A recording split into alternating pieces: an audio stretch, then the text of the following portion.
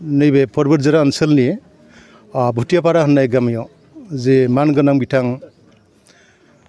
अनिल कुमार ब्रह्म बिथांनि बिसाज्ला गोमोथाव ब्रह्म बिथांनि जे मुंख्लं खाम्फाखौ बेखौनो जे हाबाफारि लादों बे हाबाफारियाव सफैनो हानानै आङो जोंनि दुलाराय एनडिएफबि मुंख्लं आफादनि आफादगिरि जानानै जोबोरैनो गोजोननाय एबा दुखु मोननायबो फोरमायदों।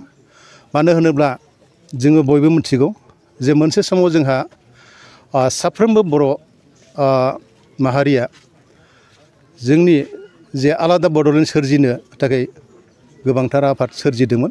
थिग बेबादिनो आफाद सोरजिनायनि गेजेराव मोनसे समनि बर'नि गोख्रों दैदेनगिरि एनडिएफबि बे एनडिएफबियाव बिथाङा जगदान होनानै गावनि आंगो बर' हारिनि थाखाय बिथाङा नारा नाथा जुजिनायनि गेजेराव दिनै सुथुरफोरनि आखायाव मुंख्लं जानो गोनां जाबाय।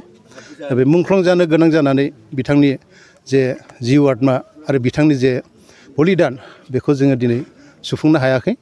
दा दिनैनि गेजेराव जोङो आसा खालामदोंमोन जे साफ्रोमबो एनडिएफबि मुंख्लं हिसाबै जोङो सरकारनियाव गोबांबार आसाम सरकार आरो बिटिआर सरकार बिथांमोननियाव जोङो गले गले आर'ज खालामबोदोंमोन जे मुंख्लं हिसाबै जोंनि मुंख्लंफोरनि मोनसे जारिमिनारि मुंख्लं खाम्फा गायसननांगौ होननानै।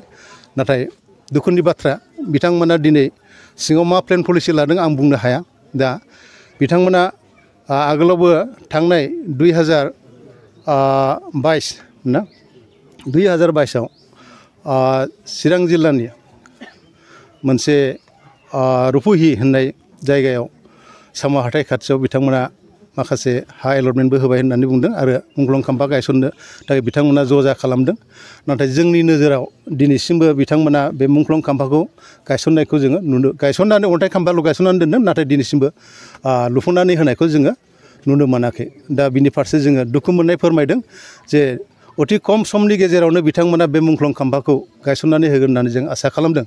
आरो बिनि गेजेरावनो आं आर'ज खालामगोन जे दानि जे आसाम सरकार आरो दानि जोंनि बिटिसि सरकार बिथांमोननियाव आं आर'ज खालामदों जे बिथांमोना बावैसो समनि सिगां जोंनि बिटिसिनि खुंथायाव थानाय दैदेनगिरि बा चिफ प्रमद बर' बिथां सारा बुंदोंमोन जे मुंख्लं एनडिएफबिफोरनो जोङो गासैबो अनसुंथाइ जे 5 लाख थाखा गभर्नमेन्टआ जेखौनाखि रादाय खादोंमोन सुक्तियाव लिरनानै दोनदोंमोन बेखौ होफुंजोबनो हाबाय होननानै बिथाङा बुंदोंमोन। आरो माखासे जोंनि गोथाङै थानाय जे एक्स एनडिएफबि जोहोलाव आरो जोहोलावजो जे बिथांमोननि एक्स ग्रेसिया 4 लाख थाखा बिथांमोननोबो जों होफुंजोबनो हाबाय होननानै। नाथाय दुखुनांथाव बाथ्राया बेसो जे बिथाङा जे जोंनि मुंख्लं एनडिएफबि हिसाबै जोंनि हिसाबाव बा गभर्नमेन्टनि हिसाबाव दङ जे 3111 जन। दा 3111 जननि गेजेराव मुंख्लंफोरनो बिथांमोना साबेसेनो होखो बेखौ आं बिथांनियाव सोंथि खालामदों।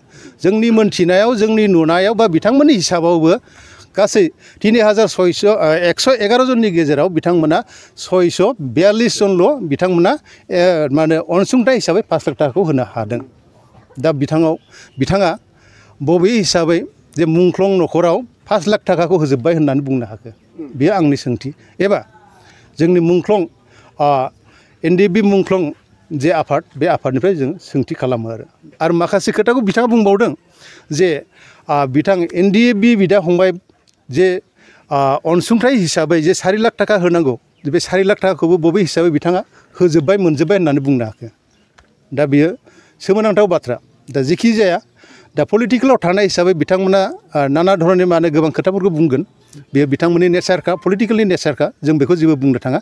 दा जिखिनि आद्रा थादों मावनो थाखाय एनडिएफबि एबा मुंख्लं एनडिएफबिनि बेखौ बिथांमोना बे खम समनि गेजेराव थाबैनो मावनानै होफुंगोन बेखौ आं आसा खालामदों। आरो बिथांमोना बेखौ मावनानै होनाया खुब मोजां।